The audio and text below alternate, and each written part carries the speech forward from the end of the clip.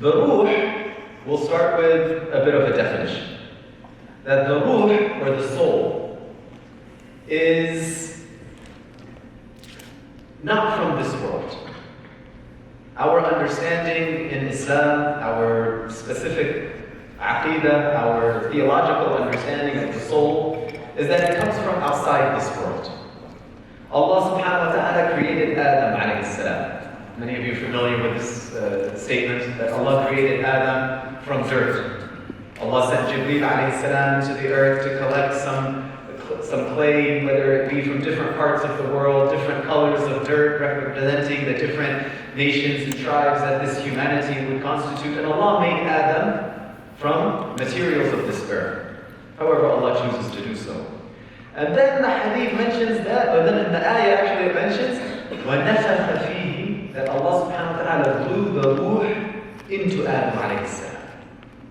Now when you hear a statement like that Allah blew the ruh into Adam, many of our initial reaction is to imagine, don't. Stop that thought right there. It is inappropriate for us to try and ascribe any human or worldly characteristics. Your blowing is different than Allah subhanahu wa ta'ala blowing. Your concept is different than what Allah subhanahu wa ta'ala actually is. لَيْسَ كَمِثْلِهِ شَيْءٍ. And so I want us to understand that we are approaching this topic with the understanding that whatever words and descriptions and examples we may use, they are not actually what Allah subhanahu wa ta'ala in His characteristics actually are. However Allah chooses to, this is the most appropriate way to attach it, however Allah chooses to, Allah blew the ruh into Adam alayhi salam, and Adam became alive. And therein such, we understand that there is what's called alim al-arwah, that from the dhurriyah, from the descendants of Adam alayhi salam, Allah had already created the souls of every individual that was to come into this world. And tonight, inshallah, we'll talk about how that happens and what that looks like and where and how. But this world of souls exists, alim al-arwah.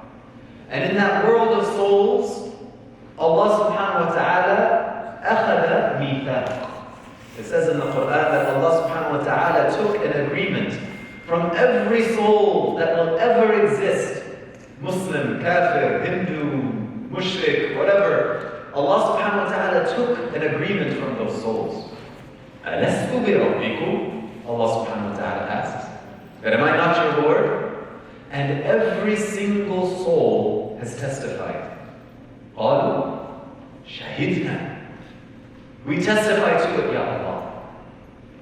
And when those souls come to this world, some of them will stay upon this fitrah of Islam, recognizing the testimony of Allah subhanahu wa ta'ala, and some will deviate from that. And the truth of the matter is that at some point, every individual that you will ever meet has testified to the oneness of Allah subhanahu wa ta'ala. A lot of times people tell themselves, everything is good in my life. I feel, alhamdulillah, I have health, and my parents are alive, and I come home, I have a beautiful house, and car, and I have my freedom, and I have a job, and I'm making good money, and everything is good, but I just feel so anxious all the time. I feel depressed. I feel like something's missing. And that's where our soul comes to play. And we ask ourselves, where are we and where is our relationship with Allah subhanahu wa ta'ala? Because we know that the only way to feed our soul, to charge our soul, is with Allah subhanahu wa ta'ala. SubhanAllah, the scholars, they say, we go to sleep because, when you sleep, your soul is lifted. It's a minor form of death. Allah takes your soul, like in the hadith, and He returns it every night. Sometimes some people get their soul returned, some people, their soul stays with Allah subhanahu wa ta'ala. And the scholars, they commentate on this, and they say that the soul cannot handle too much of the dunya. So it needs a break. So when you sleep, your soul has to return to Allah because it's being bombarded with everything in this dunya. So it needs a break. All of this fasting, all of the khair,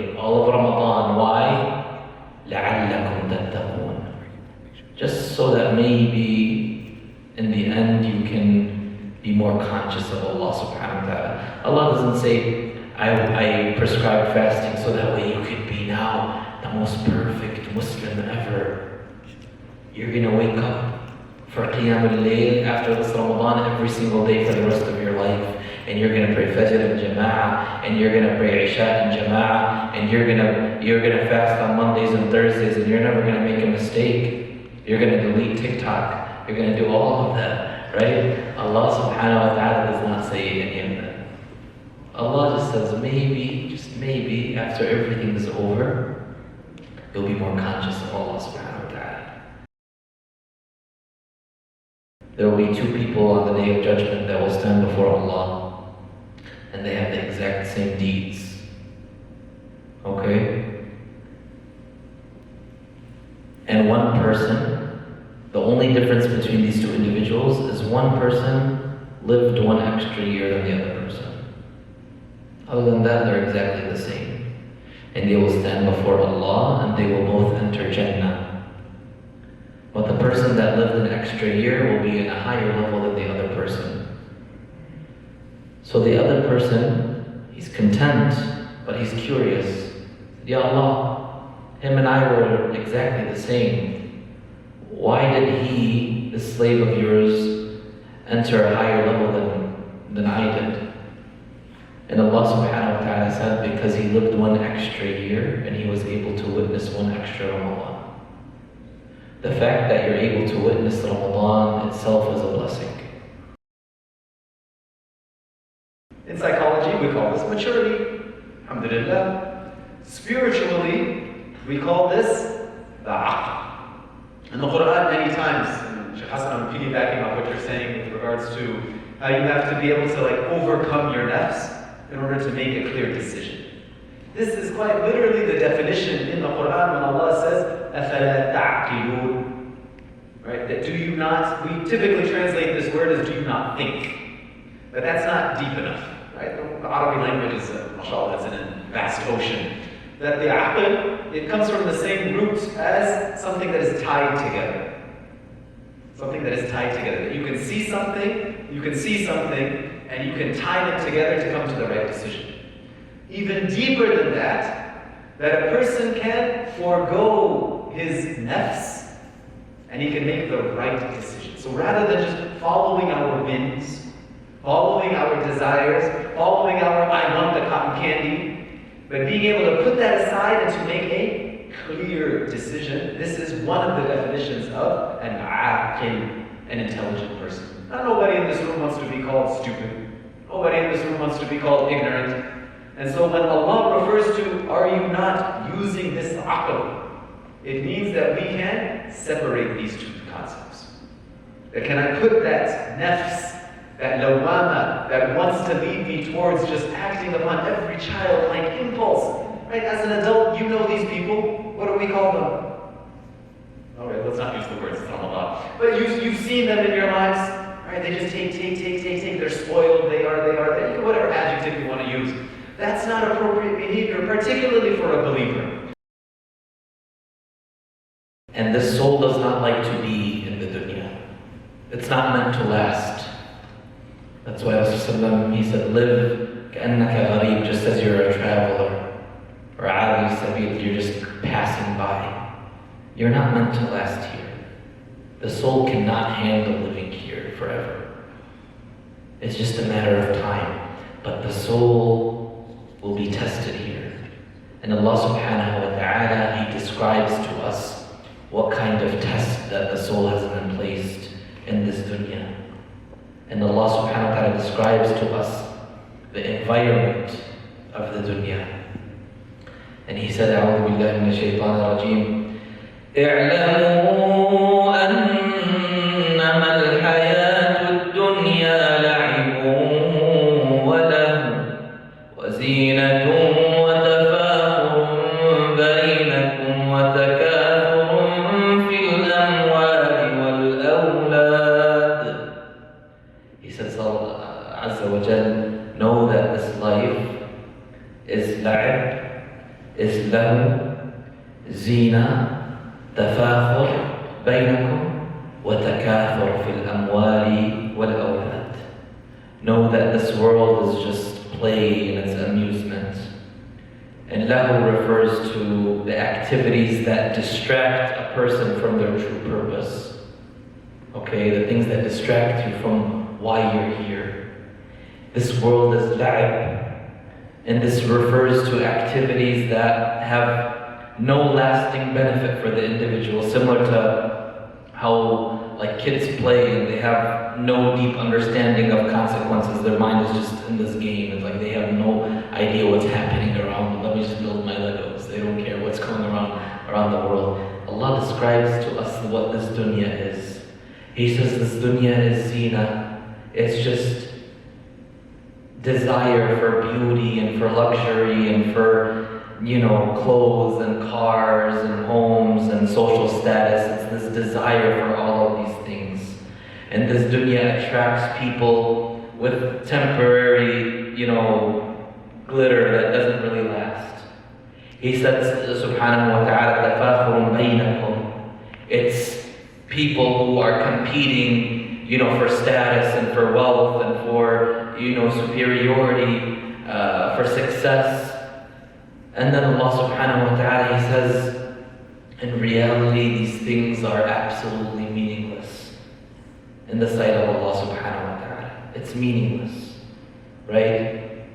This world looks attractive, but it's going to fade away, and it's going to leave quickly.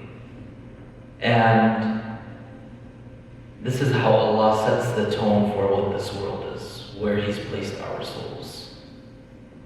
Because our soul wants more and more and more, but we have to put it into check. Because we remind our soul of what our purpose is when we come to Allah.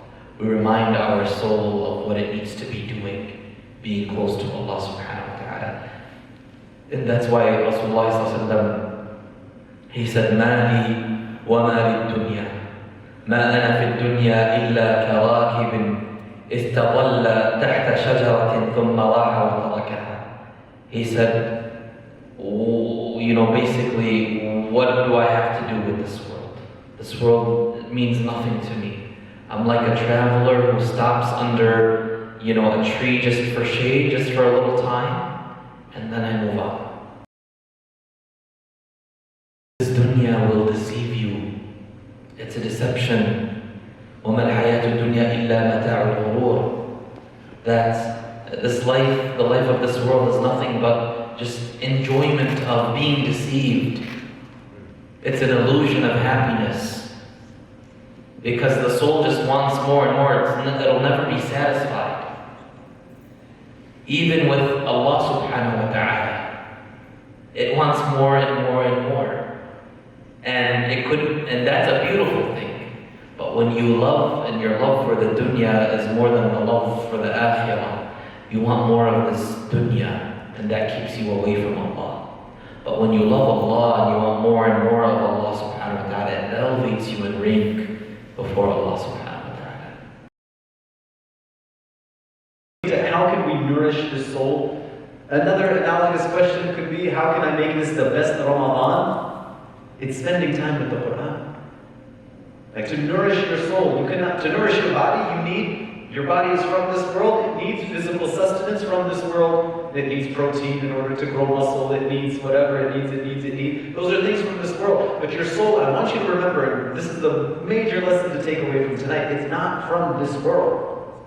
And so its food, or its nourishment, is also not from this world. It is wahi from Allah. It is ilm al-wad'i, that which is placed into by Allah subhanahu wa ta'ala. So let's attach ourselves to the Quran. Let's remember that it is only by the remembrance of Allah subhanahu wa ta'ala that this soul, this ruh, this different words that we use to refer to pretty much the same thing, will achieve its nourishment by attaching itself to Allah subhanahu wa ta'ala.